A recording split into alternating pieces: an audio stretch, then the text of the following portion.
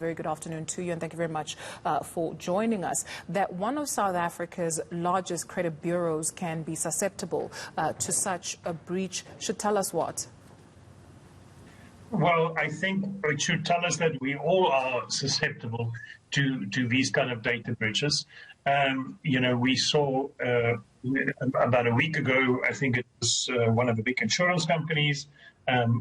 We had a bank or two a couple of months ago. So although we ought to take security and data security very seriously, we also we need as consumers to play our role and to make sure that we do not disclose information. Because I can tell you that although this data breach happened and then data was compromised, not all the data was compromised. And I think what happens is the fraudsters will contact consumers and try to get the other part, which was not stolen, try to get that information from you. And we can typically see fraudsters phoning us and trying to pose as our bank and saying, hello, Mr. van Schalkwyk, I see that you live here and this is your telephone number, and this is your email address, and this is the information they've stolen. And we see that there's a big debit order coming through your account. Should we stop it? And your immediate answer would be yes. Please stop it. And then they will say, oh, so something just happened to my system. Please give me your bank account detail. Please give me. I know I shouldn't ask you, but give me your PIN, and then I can quickly stop it. So those are the kind of methods that these fraudsters use.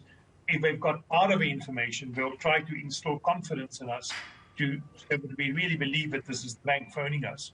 And then freely provide the rest of the information. And that's my biggest message to consumers, to say be careful of that. What do we know about the anatomy of data breaches? What is it that these hackers do that they were able to access information of some over 20 million South Africans? I am not 100% sure, and I'm sure the regulators would be on top of that to investigate the reasons how the breach happened. Et cetera, et cetera. I think for me, more importantly, is for consumers to understand and to see the signs, when they become victims of identity theft. Things like their sudden withdrawals. It's the most obvious one: withdrawals from your bank account, credit card information. But I would urge people to go and get your credit bureau record. Go and see what accounts is there. And if there are accounts on the credit bureau record that is not where you've got accounts, then you are most probably a victim of identity theft. If there are inquiries listed on the credit profile that you haven't applied for credit, then you should question that. If you start getting calls from debt collectors to say you haven't paid, don't laugh it off. People have most probably opened accounts in your name, and clearly not paying it, so that's why debt collectors are phoning you. So my message is to consumers is we need to protect what is left to protect, and this, which I think is going to be quite a trying time. You talked about data security a little bit earlier on. How would you rate South Africa's data security strength in terms of us being able to deal with this growing pandemic, if you will? Just this week, we also saw Momentum Metropolitan detailing that they were hacked as well. In June, it was Life Healthcare. So this is a growing trend. Yes, and I think not only locally. So I want to make that very clear. We're talking about responsible companies, big banks, big insurance companies, big credit bureaus. Experian is a global credit bureau. So it's not something that South Africa is dealing with. This is what the world is dealing with, and our systems can be very sharp and very effective.